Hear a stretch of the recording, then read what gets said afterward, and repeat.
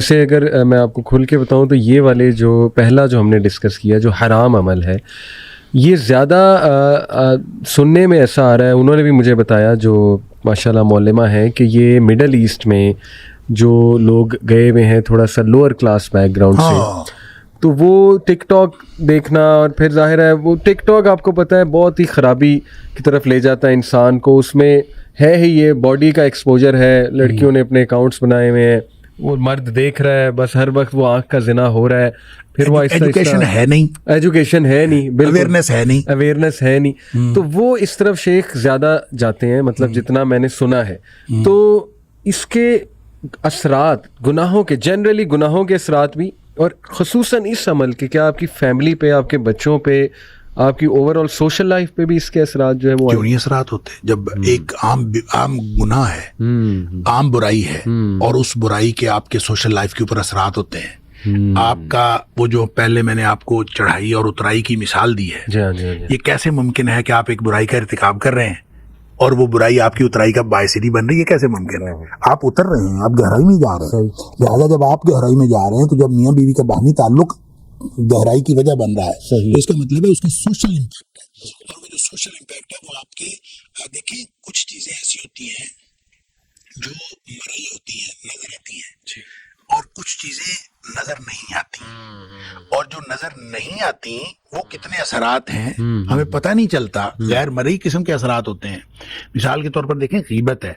غیبت ایک گناہ ہے، اور وہ آپ نے کسی ایسے شخص کا کیا جو موجود نہیں ہے، غیبت اسی کے لیے۔ تو کوئی بھی بات آپ کریں، اب میں نے آپ سے بات کی، کسی تیسرے آدمی کے بارے میں بات کی، بات ہوئی، ختم ہو گئی، لیکن یہ ختم نہیں ہوتی۔ نبی اکرم صلی اللہ علیہ وسلم نے اس وقت جب حضرت عائشہ صدیقہ رضی اللہ تعالیٰ عنہ نے حضرت صفیہ کے بارے میں رضی اللہ تعالیٰ عنہ کے بارے میں یوں اشارہ کر کے بتایا تھا نا کہ یہ چھوٹے قد کی ہے، تو نبی کریم صلی اللہ علیہ وسلم نے فرمایا تھا، عائشہ تم نے اتنا بڑا گناہ کیا ہے کہ اگر اس کو سمندر میں ڈال دیا جائے تو پورے سمندر کا رنگ بدل کے رکھا ہے۔ اس کا مطلب یہ ہے کہ ہم جو بھی اس طرح کا گناہ کرتے ہیں جس کا تعلق کسی بھی دوسرے فرد کے ساتھ ہے، تو وہ گناہ معاشرتی امپیکٹ رکھتا ہے، یہ ہو نہیں سکتا کہ اس کے معاشرتی اثرات نہ ہوں۔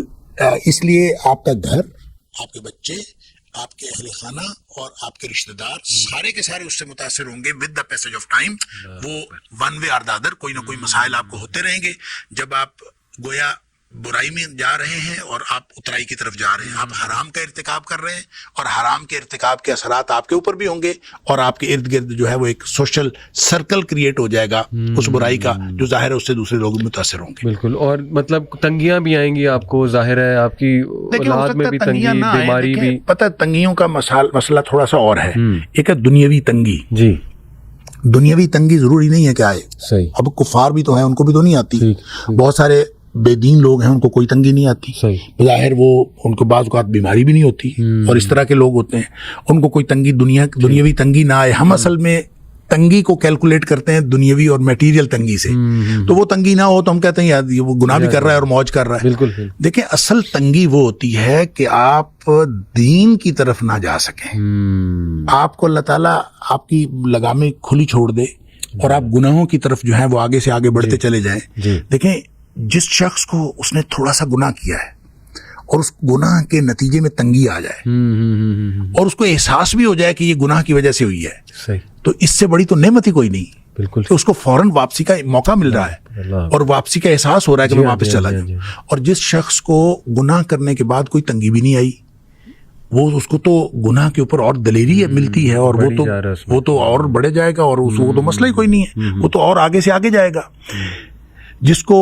برائی اس کو مہلت ملتی جاتی ہے اور وہ گناہوں میں آگے سے آگے چلا جاتا ہے۔ جس کو تنگی آ جاتی ہے وہ تو میں سمجھتا ہوں بڑا بعض اوقات یہ بڑا